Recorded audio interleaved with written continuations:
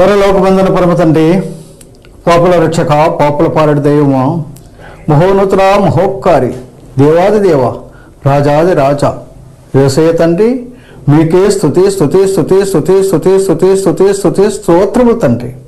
నేను పాపులను రక్షించటకు తండ్రి, ఆ మోయలేని సులువును మీరు మోసి, ఆ సులువు మనపై రక్తము జాలలుగా కార్చి నేను పాపులను రక్షించారు కదా ప్రభా. మీకే స్తుతి స్తుతి స్తుతి స్తోత్రములు తండ్రి.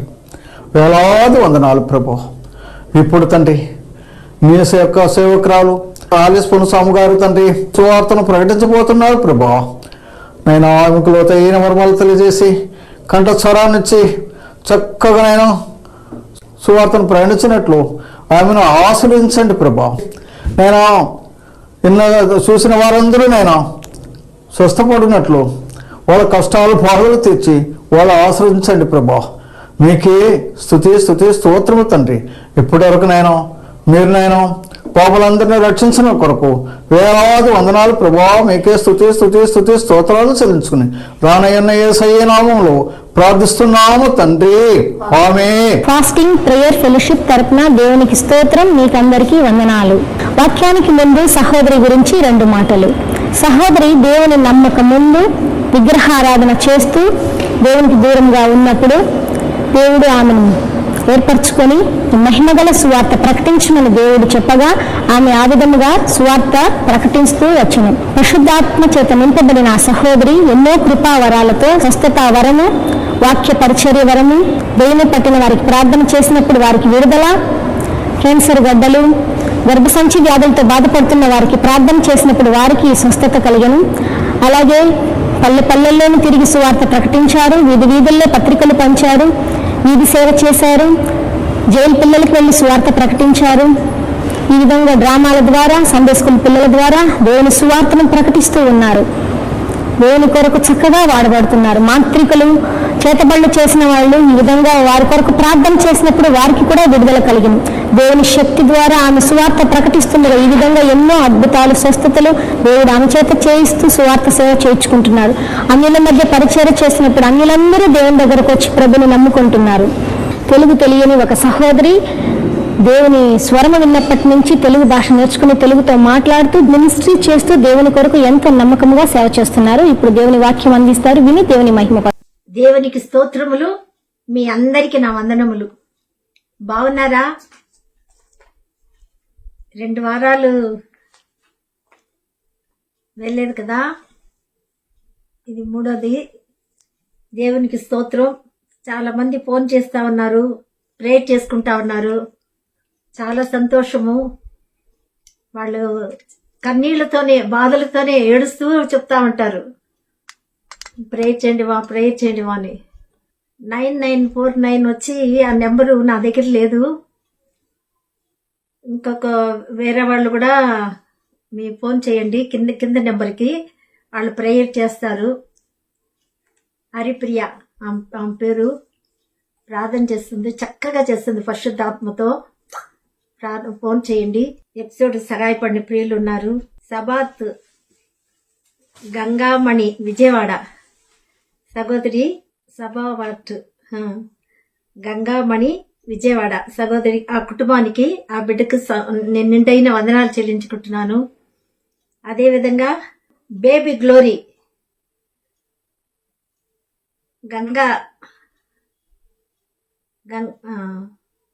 గ్లోరీ మేరీ సంధ్య, మరియా సంధ్య, అలాగే మాణికలరావు బ్రదరు, కుమార్తె లావణ్య, ప్రవీణ్ వాళ్ళ మమ్మీ డాడీ కొరకు, పాప కొరకు కూడా ప్రార్థిస్తాం, గర్భఫలం రావాలని. ఆ నిండు వందనాలు చెల్లించుకుంటున్నాను. సువాసిని డేవిడ్ రాజు గారు, ఆ కుటుంబానికి కూడా నిండైన వందనాలు. కుమార్తె కుటుంబం కొరకు స్తోత్రం. అలాగే స్వస్థత కొరకు ప్రార్థించండి. కుమారుడుకు దేవుడు సంపూర్ణంగా సెటిల్ చేయాలని ప్రార్థించండి. డాక్టర్ నీతి రమేష్ గారు, ఆ కుటుంబానికి కూడా నిండైన వందనాలు చెల్లించుకుంటున్నాను. కుమార్తెకి వివాహం కావాలి, బాబుకు ఉద్యోగం కావాలి, ప్రార్థించండి దయవుంచి. అలాగే స్వీటీ రుక్మణి సిస్టర్, చిరంజీవి గారు, వాళ్ళ కుటుంబానికి కూడా నేను కృతజ్ఞతలు, దేవుని దీవెనలు. రుక్మణి సిస్టర్ కూడా, స్వీటీకి ఒక పాప ఉంది, ప్రార్థించండి బాగా చదువుకోవాలని. రుక్మణి చిరంజీవి గారికి 2 పిల్లలు, వాళ్ళ కుటుంబం కొరకు కూడా నేను 2 వందనాలు చెల్లించుకుంటున్నాను. కణ్మణి భాను చంద్, వాళ్ళు కూడా పిల్లలు ఉన్నారు, బాగా చదువుకోవాలి, ఉద్యోగం కావాలి. పిల్లలు కాదు, సిస్టర్కే కావాలి, ప్రార్థించండి మా. వాక్య భాగానికి వెళ్దాం. ద్వితీయోపదేశ ఖండము 1వ అధ్యాయము 31వ వచనం. ఐగుప్తులో అరణ్యములోను మీ కొరకు చేసినట్టు మీ పక్షముగా యుద్ధము చేయును. ఐగుప్తుల అరణ్యములో చేసినట్లుగా మీ కొరకు కూడా దేవుడు ఏం చేస్తాడు? యుద్ధం చేస్తాడు. మీరు ఈ చోటికి చేరు వరకు, మీరు వచ్చిన మార్గం అంతటిలోనూ మనుషుడు తన బిడ్డని, కుమారుని ఎత్తుకొనినట్లు మీ దేవుడైన యెహోవా మిమ్మల్ని ఎత్తుకొని వచ్చిన సంగతి మీరు ఎరుగుదురని మీతో చెప్పి తిని. ప్రార్థించుకుందాం. దయా దాక్షిణ పూర్ణుడా, నీకు వందనాలు, స్తుతులు, స్తోత్రములు తండ్రి. కరుణా సంపూర్ణుడా స్తోత్రం. సజీవుడైన దేవానికి స్తుతి స్తోత్రము నాయనా. కృపామయుడా, కనికరంగల ప్రభువా, ఇదిగో తండ్రి 3వ నెల 26వ సంవత్సరంలో తండ్రి నీ సన్నిధి మాకు ఇచ్చావు. నీ కృతజ్ఞతలు. మా ఇచ్చిన ఆయుష్ కొరకు స్తోత్రములు. చదివిన వాక్యాన్ని వివరించగా యోగ్యత లేని నన్ను మరుగుపరుచుకొని పరిశుద్ధాత్మ దేవా మీరే మాట్లాడమని, మీ నామానికి మహిమ తెచ్చుకోమని, మా కొరకు రక్తం చిందించి మరణించి తిరిగి లేచిన యేసుక్రీస్తు ఘనమైన శక్తిగల నామములో స్తుతిస్తూ సహాయం కోరి అతి వినయంతో అడిగి వేడుకుంటున్నాం పరలోకమందున మా తండ్రి, ఆమేన్. ప్రియులారా, మరి దేవుడు మీ పక్షముగా కూడా నేను యుద్ధం చేస్తాను. కరెక్టే. చాలా మనం శత్రువులతో పోరాడుచున్నాం కదా, బాధపడుతుంటాము, వేదన పడుతుంటాము, కోర్టు సమస్యలని, మరి రకరకాలు శత్రువులు, లేకపోతే మన తరపున చాలా భయంకరమైన శోధనలు, శ్రమల్లో కదా మనం ఉన్నాము. అందుకే దేవుడేమంటాడు? మీ పక్షముగా యుద్ధం చేయను, నేనే చేస్తానంటాడు దేవుడు. చూసారా ప్రియులారా? నేను సైలెంట్గా ఉంటే చాలు, ఆయన చోటు ఇవ్వాలి, అప్పుడు యుద్ధము చేస్తాడు. మీరు ఈ చోటుకి చేరు వరకు అంటే ఏ చోటుకి? ఆయన చూసిన మంచి దేశానికి. లేదు, ఐగుప్తు నుంచి బయట విడుదల వచ్చారు కదా, మరి మార్గం అంతట్లో కుమారుని ఎత్తుకున్నట్టు మనల్ని ఎత్తుకొని దేవుడు వస్తున్నాడు. అందుకనే వచ్చిన సంగతి మీరు ఎరుగుదురు కదా అంటాడు దేవుడు. ఇశ్రాయేల్ జనాలకు చెప్తున్నాడు. ఇప్పుడు మనం ఇశ్రాయేల్ జనాలే. విమోచింపబడిన వారందరూ, యేసు రక్తముల కడగబడిన వాళ్ళందరూ ఇశ్రాయేల్ జనాలే. అవును ప్రియులారా, మన పక్షాన యుద్ధం ఆడే దేవుడు ఉన్నాడు కనుక దిగులు పడకండి, బాధపడకండి. అదే 3వ అధ్యాయం 22వ వచనంలో కూడా చూస్తాము. 3వ అధ్యాయము 22, 21 చదువుతా. ఆ కాలమున నేను యెహోషువతో ఇట్లాంటిని, మీ దేవుడైన యెహోవా 2 రాజులకు చేసినదంతయు నీవు కనులారా చూచితివి కదా. నీవు వెళ్ళుచున్న రాజ్యముల అన్నిటినీ యెహోవా ఇలాగన చేయును. మీ దేవుడైన యెహోవా మీ పక్షముగా యుద్ధం చేయువాడు కనుక వారికి భయపడవద్దని ఆజ్ఞాపించితిని. వారికి భయపడొద్దు. అవును ప్రియులారా, శత్రువుకు భయపడొద్దు, సాతానుకు భయపడొద్దు, శోధనకు భయపడొద్దు. దావీదంటాడు, గాఢాంధకారం లోయ వచ్చినా కూడా నేను భయపడను, ఎందుకనే ఆయన తోడై ఉన్నాడు, ఆయన దుడ్డుకర నన్ను ఆదరించును. ఆదరించే దేవుడు, ఓదార్చే దేవుడు, కరుణించే దేవుడు మనకున్నాడు. మన పక్షాన యుద్ధం ఆడే దేవుడు ఉన్నాడు. కను పాప వల్ల చూసుకునే దేవుడు మనకున్నాడు. కనుక ప్రియులారా, ఆయనకు అప్పగిస్తాం, ఆయనకు చోటిస్తాం. మీరు ఊరికే ఉండండి అంటాడు దేవుడు కదా. నిర్గమకాండ 14:14 అదే అన్నాడు. మోషే కూడా ఇశ్రాయేల్ జనాలు వచ్చేటప్పుడు ఊరిక నిలుచుండి చూడండి, ఆయన ఇచ్చిన రక్షణ కనులారా చూస్తారు అని చెప్పాడు. మనం కూడా అంతే.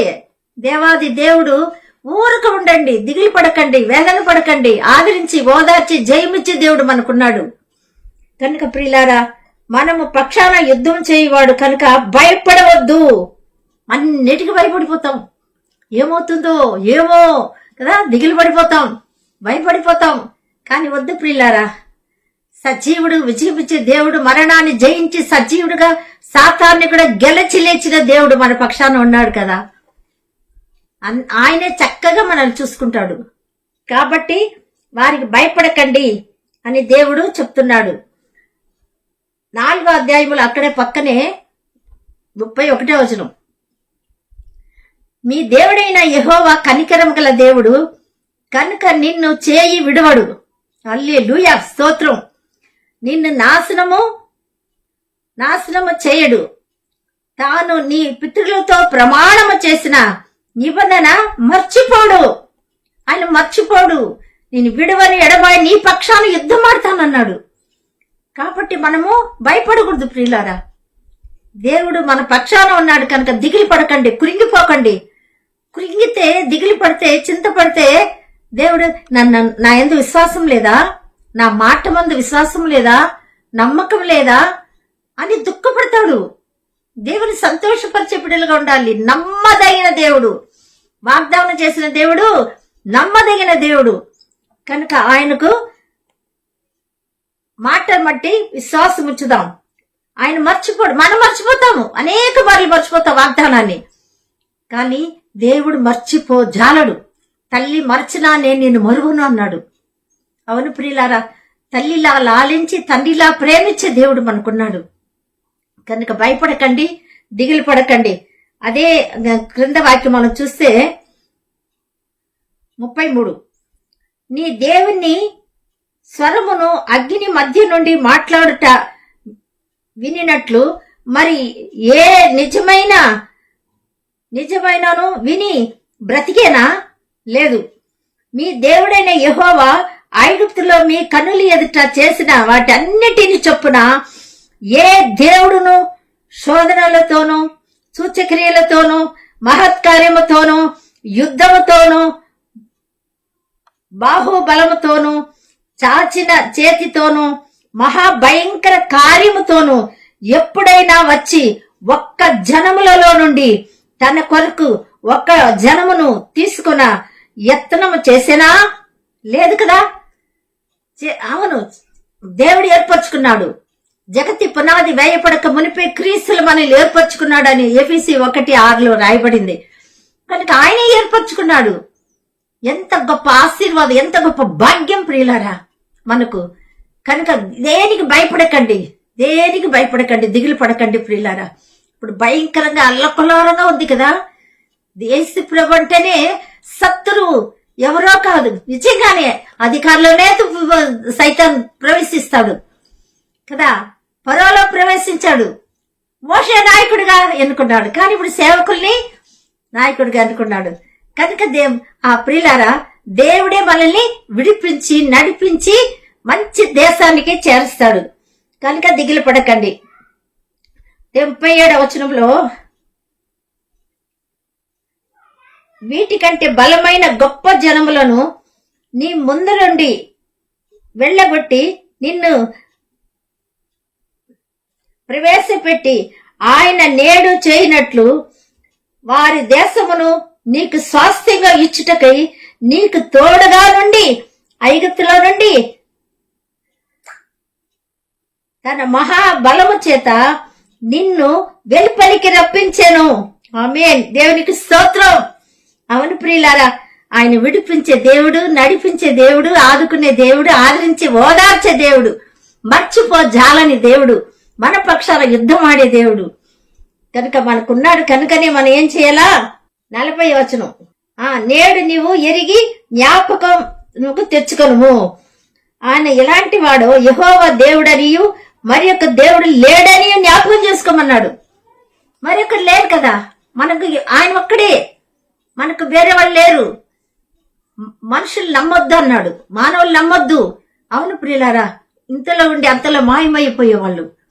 కానీ సజీవుడైన దేవుడు మరణాన్ని జయించి సమాధి గెలిచి సాతాన్ని జయించి లేచిన దేవుడు మన పక్షాన యుద్ధం ఆడతాడు. కనుక మనము దిగులు పడకుండా ధైర్యంగా ఉంటాం ప్రియులారా. అదే క్షేమ కలుగుటకు మరి నీకును నీ తర్వాత నీ సంతానపు వారికి క్షేమం కలుగుటకై నీ దేవుడైన యెహోవా సర్వకాలము నీకిచ్చుచున్న దేశములో నీవు దీర్ఘాయుష్వంతులగునట్లు నేను నీకు ఆజ్ఞాపించు ఆయన కట్టడలను ఆజ్ఞలను నీవు గైకొనవలెను. ఆమేన్. దీర్ఘాయుష్వంతులుగా ఉండాలంటే దీర్ఘాయుష్ అక్కడే భూమి మీద లేదు, భూమి మీద లేదు ప్రియులారా, అక్కడనే. అవును, అందుకని మనము దీర్ఘాయుష్ అంతలుగా ఉండాలంటే ఆయన కట్టడలు ఆజ్ఞలు ఏం చేయాలా? మొదటి దినవృత్తాంతం 17:10 ఒకసారి చదువుకుందాము. 17:10. దేవాది దేవుడు మనకు సమస్తము సమకూర్చి జరిగించే దేవుడిగా ఉన్నాడు ప్రియులారా. ఇక్కడ దావీదు ఏం చెప్తున్నాడంటే తన ఇంట నుండి ప్రవక్త అయిన నాతానును పిలిపించి, నేను దేవదారు రాణులతో కట్టబడిన నగరములలో నివాసం చేయుచున్నాను. యెహోవా నిబంధన మందసము తెరల చాటున ఉన్నదని చెప్పగా నాతాను, దేవుడు నీకు తోడై ఉన్నాడు, నీ హృదయమందున్న దంతయు చేయునని దావీదుతో అన్నాడు. నాతాను చెప్తాడు. దావీదు చూడండి, అవును మేమైతే ఎలాంటి నగరములో ఉన్నాం కదా, దేవదారు రాళ్ళతో కట్టబడిన నగరములు ఉన్నాము, కానీ మందస్సు పెట్టి ఎలా ఉంది? గుడారంలో తెరలలో అలా ఉంది కదా. అందుకే ఏం చెప్తున్నాడంటే నీ చేత మందిరం కట్టాలనే ఆశ ఉంది, కానీ నీ చేత చూడండి ఇక్కడ రాయబడింది 7వ వచనము, కావున నీవు నా సేవకుడైన దావీదుతో చెప్పవలసిందేమనగా సైన్యములకు అధిపత్యకు యెహోవా ఈ ప్రకారము సెలవిచ్చుచున్నాడు, నీవు నా జనులైన ఇశ్రాయేలుల మీద అధిపతినై ఉండునట్లు గొర్రెల వెంబడి తిరుగుచున్న నిన్ను గొర్రెల దొడ్డి నుండి తీసుకొని నీవు వెళ్లి చోట్లు ఎల్లా నీకు తోడుగా ఉండి నిన్ను ద్వేషించు వారిని నీ ముందర నిలవనీయక నిర్మూలన చేసి తిని. అబ్బా, చూసారా ప్రియులారా, అందుకే భయపడకూడదు. ఆయన ఆజ్ఞ అనుసరిస్తుంటే దావీదు ఒకటే చేశాడు పాపం, మళ్ళీ ఏ పాపం చేయలేదు, యథార్థంగా ఉన్నాడు. అందుకే నా ఇల్లంతటికిలో నాకు ఇష్టానుసారుడు అన్నాడు అపోస్తలుల కార్యం 13:22. అవును ప్రియులారా, దావీదు అంతగా దేవుడు ప్రేమించి నీ ముందరే నిర్మూలన చేశాను కదా, ఇశ్రాయేల్ మీదకి వచ్చిన వాళ్ళని అందరినీ కూడా శత్రువుల్ని చేశాను కదా అని చెప్తున్నాడు. మళ్ళీ 10వ వచనం చదివినట్లయితే నీ పగవారు అందరినీ నేను అణిచివేసేదను, అది కాక యెహోవా నీకు సంతతి కలుగ చేయనని నేను నీకు తెలియజేసి తిని, నీ జీవిత దినములు తీరి నీ పితరుల యొద్దకు నీవు చేరినప్పుడు నీ కుమారుల వలన కలుగు నీ సంతతిని నేను స్థాపన చేసి అతని రాజ్యమును స్థిరపరచెదను. దేవునికి స్తోత్రం. దావీదు ఎంత గొప్పగా చూడండి ఆలోచించాడు. కనుక ఏం చేశాడు? నీ కుమారుని ద్వారా కింద బాగా చదివితే నీ సంతతి ద్వారా అని దేవుడు సెలవిచ్చు, నీ పగవారిని నందరినీ నేను అణిచివేసేదను. అక్కడేం చెప్పాడు? నిర్మూలన చేశాను కదా అంటాడు. నిన్ను ద్వేషించేవారు, అవును ప్రియులారా, మనల్ని కూడా ద్వేషించే వాళ్ళు చాలా మంది ఉన్నారు కదా, కానీ సాతాను వాళ్ళలో ప్రవేశిస్తేనే ద్వేషించదు. దేవుడు అన్నాడు యోహాను సువార్త 15:17 వచనములో, మీకంటే ముందు నన్ను ద్వేషిస్తున్నారని మీరు తెలుసుకోండి అన్నాడు. సౌలు మనుషుల్నే కదా బంధించాడు, కొట్టాడు, చంపాడు, సరసల్లో పెట్టాడు. కానీ యేసు ప్రభు ప్రత్యక్షమై ఏం చెప్పాడు? ఎవరు ప్రభువా నువ్వు అంటే, నీవు హింసిస్తున్నా యేసుని నేనే అన్నాడు. యేసు క్రీస్తు హింసించాడా? లేదు. స్టెఫన్ని హింసించా కూడా చూస్తూ ఉన్నాడు. అలాగే దేవుని పిల్లలు పేరు పెట్టుకునే వాళ్ళందరినీ హింసిస్తా ఉన్నాడు. అందుకే ప్రభు అన్నాడు, నన్ను హింసిస్తున్నావు అన్నాడు. మనం కింద పడిపోతాం కదా, బట్టలకు ముందు తగులుతుందా, శరీరానికి తగులుతుందా ప్రియులారా? ఫస్ట్ బట్టకే తగులుతాయి కదా. మనం యేసుక్రీస్తు ధరించుకొని ఉన్నాము. యేసు రక్తముల కడగబడిన ప్రతి ఒక్కరు పాపాన్ని కడిగి పరిశుద్ధులుగా ఉంటే మనము మహిమగల వస్త్రం ధరించుకొని ఉన్నాం. కాబట్టి ఫస్ట్ దేవునికి యేసుక్రీస్తు అదే అన్నాడు, ముందు నన్ను ద్వేషిస్తున్నారు వాళ్ళు, మిమ్మల్ని కాదు అన్నాడు. ఊరుకుంటాడా? తప్పకుండా మనకి సహాయం చేస్తాడు, మన పక్షాన యుద్ధం ఆడతాడు, అందుకే నిర్మూలన చేస్తాడు. ప్రియులారా, పగవారిని అంతా అణిచివేస్తాడు దేవుడు. కొద్ది కాలమే భూమి మీద. మళ్ళీ 12వ వచనం, ఒక మందిరమును కట్టింతును. ఎవరి ద్వారా? నీ సంతతి వారి ద్వారా కట్టింతును. అతని సింహాసనము నేను నిత్య స్థాపన చేసేదను. నేను అతనికి తండ్రినై ఉండును, అతడు నా కుమారుడై ఉండును. నీకంటే ముందుగా ఉన్న వానికి నా కృపను నేను చూపక మానినట్లు అతనికి నేను నా కృప చూపక మానను. హల్లెలూయా, స్తోత్రం. నా మందిరమందును నా రాజ్యమందును నేను నిత్యం అతన్ని స్థిరపరచెదను. అతని సింహాసనం ఎన్నటికీ స్థిరముగా ఉండును అతనికి తెలియచేశాను. దేవునికి స్తోత్రం. ప్రియులారా, చూడండి ఎంత చక్కగా దావీదుకు చెప్పమని నాతాన్తో మాట్లాడి పంపుతాడు. దావీదుకు చెప్పాడు, నీ సంతాన్ని స్థిరపరుస్తాడు, ఆయన ద్వారా మందిరాన్ని కట్టిస్తాడు అని తెలియజేస్తాడు. మళ్ళీ 27వ వచనం చదివినట్లయితే, ఇప్పుడు నీ దాసుని సంతతి నిత్యము. అదే 17వ అధ్యాయం, 1 దినవృత్తాంతం 17వ అధ్యాయం 27. ఇప్పుడు నీ దాసుని సంతతి నిత్యము నీ సన్నిధిని ఉండనట్లుగా దానిని ఆశీర్వదింప అనుగరించినావు. యెహోవా, నీవు ఆశీర్వదించిన ఎడల అది ఎన్నటికి ఆశీర్వదింపబడి ఉండును. అవును ప్రియులారా, ఆయన ఆశీర్వదిస్తే ఎవరు కూడా తీసివేయలేరు. కనుక దేవుడు తప్పకుండా ఆశీర్వదిస్తాను అని తెలియజేస్తున్నాడు. 5వ అధ్యాయము అదే 1 దినవృత్తాంతం 5:21 కూడా ఒకసారి చదువుకుందాము. 20 నుంచి, యుద్ధమందు వారు దేవునికి మొరపెట్టగా ఆయన మీద వారు నమ్మిక ఉంచినందున ఆయన వారి మొర ఆలగించెను. యుద్ధమందు వారు దేవునికి మొరపెట్టారు. అవును ప్రియులారా, ఏ పని మనం చేసినా ఆయనకు అప్పగిచ్చేయాలా. ప్రభా, నీ ఇష్టమైతే ఈ పని చేయండి, నీకు ఇష్టమైతే, నీ చిత్తమైతే దేవుని స్తుతిస్తూ చెప్పేయండి. ఆయన చిత్తమైతే సఫలం చేస్తాడు. ఎందుకంటే ఆయన తెలుసు మన క్షేమం, ఆయనకు తెలుసు మన దీవెన, మన ఆరోగ్యము, మన అన్ని ఆయన తెలుసు, సుఖజీవం అంతే ఆయన తెలుసు. కనుక ఆయన చిత్తమే మనం వదిలేయాల. ప్రియులారా, మొరపెట్టగా ఆయన మీద వారు నమ్మిక ఉంచినందున ఆయన వారి మొర ఆలగించెను. కనుక వారిని జయించుటకు వారికి సహాయం కలిగెను. దేవునికి స్తోత్రం. యుద్ధం ఆడాడు, పగవారిని అణిచివేశాడు, వాగ్దానం ఇచ్చాడు, నీ పిల్లలకి నేను చేస్తానని చెప్పి. ఇక్కడ వచ్చి ఏం చెప్పాడు?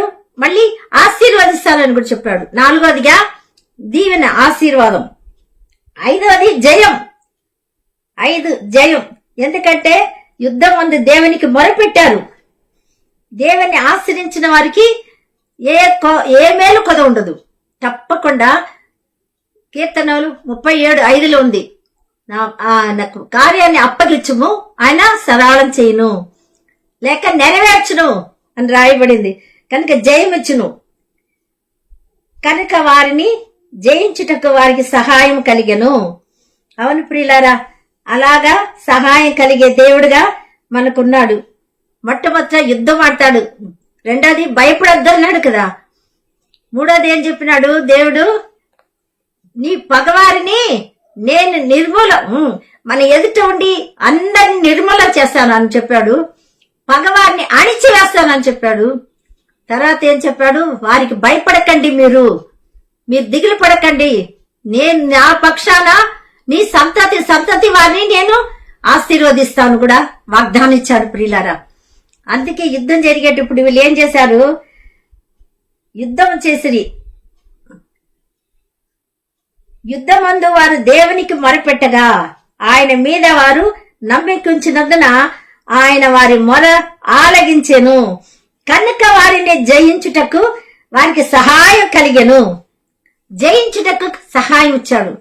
ఎందుకంటే సాతాన్ని జయించి సమాధిని గెలిచి సజీవుడిగా లేచిన దేవుడు మన పాప శాప మరణాన్ని సమస్తం జయించి మన పాప భారాన్ని భరించి శాపగ్రస్తుడుగా భూమికి ఆకాశం మధ్యలో వ్రేలాడి మన చింత యావత్తు తీసివేసిన శోధనలో సగించిన ప్రేమామూర్తి సిలువలో మనమే ప్రియులారా చూడని నొల్లని వాడుగా మారిపోయాడంటే యేసుక్రీస్తు కాదక్కడ మనం ఆయన అందర సొగసైన వాడు, ధవళావర్ణుడు, రత్నావర్ణుడు, సింహాసనముల ఆసీనుడైన దేవుడు, అతి పరిశుద్ధ స్థలములో ఉన్న దేవుడు దైవత్వాన్ని విడిచిపెట్టు కూడని భాగ్యమని ఎంచుకొనక మానవ రూపంగా మానవ రక్షించుటకు మన తరపున వచ్చి మనవన్నీ బురద కంపు వాసన చూడండి నొల్లని వాడు అలాంటి దాన్ని ఆయన తీసుకున్నాడు. నా పాపము బాప నరరూపివైనావు, నా శాపము బాప నలిగి వ్రేలాడితివి, నాకు చాలిన దేవుడవు నీవే, నా స్థానములో నీవే. మన స్థానం ఆయన తీసుకున్నాడు ప్రియులారా. అందుకే చూడండి నొల్లని వాడుగా మారిపోయాడు. అందుకే అన్నాడు, నీ కొరకు నా కొరకు ఏడవకండి, నీ కొరకు నీ పిల్లల కొరకు ఏడవండి అన్నాడు. కనుక పిల్లారా భయపడుతున్నామా, దిగులు పడుతున్నామా? మన తండ్రి మన ఎదుట ఉన్నాడు, జయించిన దేవుడు ఉన్నాడు. ఆయనే మనకు విజయం ఇస్తాడు, యుద్ధం ఆడతాడు. అందుకే భయపడకండి అన్నాడు, వాగ్దానం ఇచ్చాడు. ఆయన ఆశ్రయిస్తాం, ఆయన్నే మనం మొరపెడతాం. తప్పకుండా ఈ 4 విషయములలో మన దేవాది దేవుణ్ణి ఆశ్రయిస్తే మన పిల్లలు స్థిరపరిచే దేవుడు మనకున్నాడు. కనుక ఆ ప్రభు మరణాన్ని జయించి లేచి సాతాన్ని గెలిచిన ప్రేమామూర్తి వాక్యమును మనలందరినీ ఆశీర్వదించి స్థిరపరిచి కాపాడును గాక. ఆమేన్. జీవగల దేవానికి వందనాలు, స్తుతి స్తోత్రాలు. ప్రభా తండ్రి, విత్తన వాక్యం నీరు కట్టి ఫలింప చేయండి ప్రభా. కరుణా సంపూర్ణుడా నీకు స్తుతి స్తోత్రం. భయం యుద్ధాలు శత్రువుతో పోరాటం రాజానికి స్తోత్రం. కానీ మీరున్నారయ్యా మా పక్షాన యుద్ధం ఆడేదానికి. దయా నీకు వందనాలయ్యా.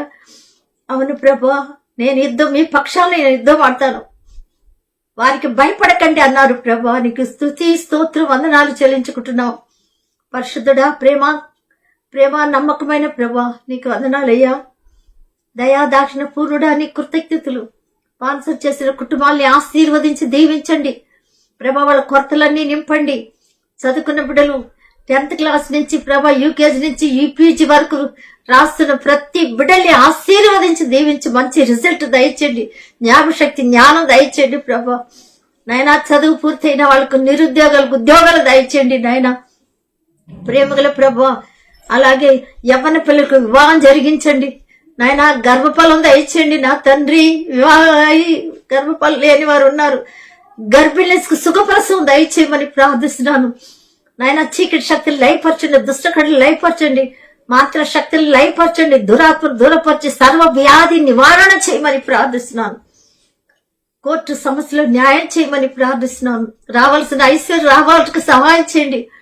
ప్రేమగల తండ్రి, దయగల తండ్రి, లోన్ తీర్పుటకు సహాయం చేయండి నాయనా తండ్రి. ప్రభా, ఎక్కడ చూసినా అపవాది మోసం చేస్తుంటాడు ప్రభా. దుష్టుడిని ప్రభా అణిచివేయండి ప్రభా. బిడ్డలు భయపడకుండా ధైర్యంగా ఉండేట్టుకు సహాయం చేయండి. అవును ప్రభా, ఏది విత్తుతా పంట కోస్తారని రాయబడింది అయ్యా. కనుక ప్రతి ఒక్కరు నైనా నీతి న్యాయంతో పరిశుద్ధంగా పవిత్రంగా జీవించి 2వ రాకడకు సిద్ధపడటకు సహాయం చేయండి. నువ్వు అతి త్వరగా వస్తున్నావు ప్రభా.